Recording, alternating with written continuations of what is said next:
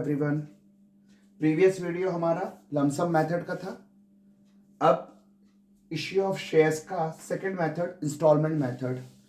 Instalment method में हम जो फेस वैल्यू होती है उस फेस वैल्यू को कई पार्ट्स में डिवाइड कर देते हैं। जैसे ये देख सकते हैं 10 रुपए का एक शेयर है। 10 रुपए के शेयर में 2 रुपए एप्लीकेशन के हैं, 3 रुपए अलॉटमेंट के हैं, 2 रुपए फर्स्ट कॉल के हैं और 3 रुपए सेकेंड एंड फाइनल के हैं। और अगर हम सबको ऐड करते हैं तो ये 10 रुपए हो गया।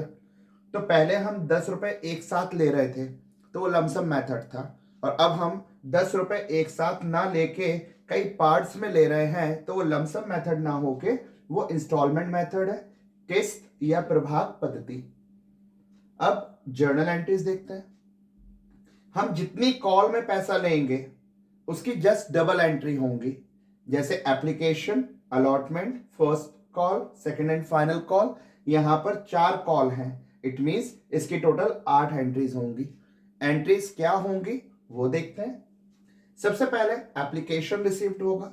लमसम मेथड में एप्लीकेशन को ही अलॉटमेंट मान लिया जाता था, लेकिन यहां पर एप्लीकेशन अलग है और अलॉटमेंट अलग है। तो सबसे पहले हमें एप्लीकेशन का पैसा मिलेगा तो एंट्री होगी, क्योंकि पैसे आ रहे हैं बैंक अकाउंट या to share application account being share application money received.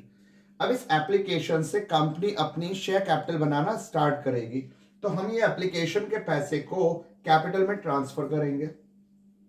अब एप्लीकेशन का पैसा जब आया था वो क्रेडिट हुआ था, अब उसको ट्रांसफर कर रहे हैं तो एप्लीकेशन डेबिट हो जाएगा और शेयर कैपिटल क्रेडिट हो जाएगा।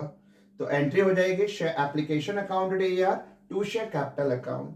अब हमारी एप्लीकेशन से रिलेटेड 2 एंट्रीज हो चुकी हैं। नंबर 3, अब हम शेयर होल्डर्स को इन्फॉर्म करेंगे, ड्यू करेंगे अमाउंट। किस बात का अमाउंट ड्यू करेंगे? अलॉटमेंट का। तो सबसे पहले हम उनको अलॉटमेंट के लिए इन्फॉर्म करेंगे, तो एंट्री होगी शेयर अलॉटमेंट अकाउंट हम कौन सी कॉल के लिए उनको ड्यू कर रहे हैं? अलॉटमेंट के लिए। और हमारा मेन पर्पस क्या है, क्या बनाना है हमें? Share capital to share capital account being share allotment money due at par. जैसा कि आपको बताया गया था कि जो कंपनी होती है वो अपने शेयर्स को रेट टू रेट भी देती है। 10 रुपए का शेयर 10 रुपए में देगी, एट पार हो जाएगा।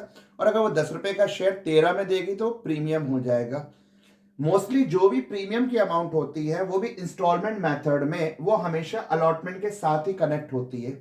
तो अगर आपका क्वेश्चन एट पार का है तो आप अलॉटमेंट की सिर्फ ये एंट्री कीजिए, लेकिन अगर आपका क्वेश्चन विद प्रीमियम का है तो ये एंट्री तो करनी ही है, साथ में आपको यहाँ पे सिक्योरिटी प्रीमियम रिजर्व को और क्रिएट करना है। तो ऐसा नहीं है कि अलॉटमेंट की 2 एंट्रीज होंगी ड्यू की, नहीं।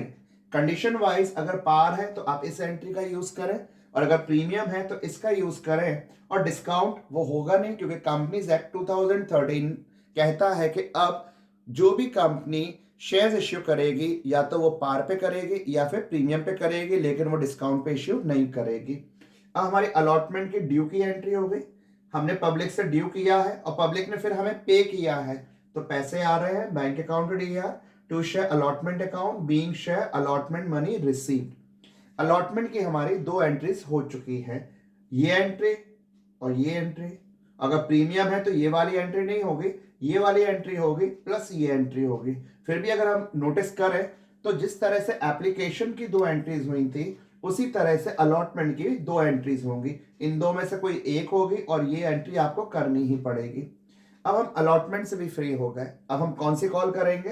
क्योंकि अलॉटमेंट होने के बाद आपकी हमारी पहली कॉल है, तो इसीलिए हम अलॉटमेंट के बाद आपसे पहली कॉल कर रहे हैं, तो इसको हम फर्स्ट कॉल कहेंगे।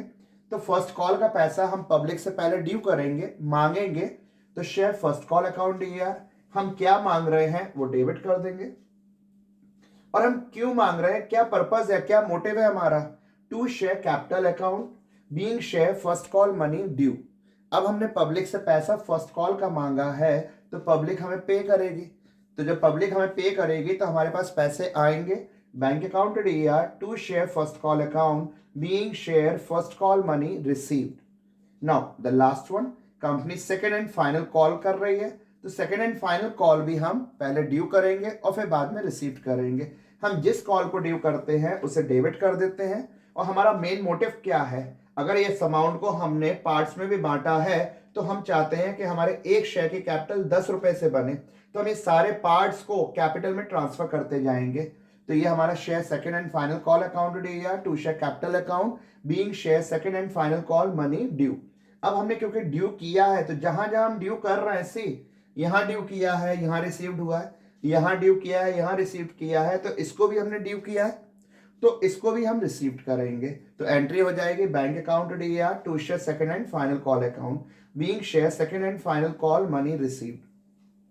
सिंपली कोई भी क्वेश्चन जो इंस्टॉलमेंट मेथड पे बेस्ड होता है, वहां जितनी भी कॉल्स होती हैं उन कॉल की हमें जस्ट डबल एंट्रीज करनी होती है। जैसे यहाँ पे 4 कॉल है तो हम 8 एंट्रीज करेंगे, और अगर 3 कॉल होती तो हम फिर 6 एंट्रीज कर लेते, और अगर 2 कॉल में पैसा मांग रहे होते तो हम 4 एंट्रीज करते।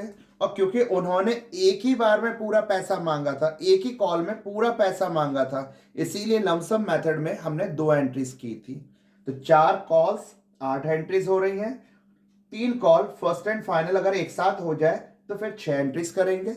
अगर एप्लीकेशन और बाद में रिमेनिंग अमाउंट अलॉटमेंट पे ले लें तो यह हमारी 4 एंट्रीज हो जाएंगे। और अगर आप एप्लीकेशन पे ही पूरा पैसा ले रहे हैं तो एक कॉल पे 2 एंट्रीज होंगी जो हमने लमसम मेथड में सीखी थी। अब ये पूरा जर्नल एंट्रीज जो है इंस्टॉलमेंट मेथड से रिलेटेड है। अब इन्हीं जर्नल एंट्रीज को बेस्ड करके हम एक क्वेश्चन एट पार का करते हैं और एक क्वेश्चन हमें प्रीमियम का करते हैं। ध्यान रखिए अलॉटमेंट की 2-2 एंट्रीज नहीं होंगी, ये वाली एंट्रीज पार की है, ये वाली एंट्रीज प्रीमियम की है। इन दोनों में से कोई एक एंट्री सिलेक्ट करनी है अकॉर्डिंग टू सिचुएशन, और ये वाली एंट्री को आपको इनमें से किसी एक के साथ लगानी पड़ेगी। अगर पार किया है तो फिर ये, और प्रीमियम अगर किया है तो इस एंट्री को। अब आगे जो हम वीडियो बना रहे हैं उसमें हम क्वेश्चंस करेंगे इन्हीं जर्नल एंट्रीज पे। एक क्वेश्चन हम पार का करेंगे और एक क्वेश्चन हम प्रीमियम का करेंगे।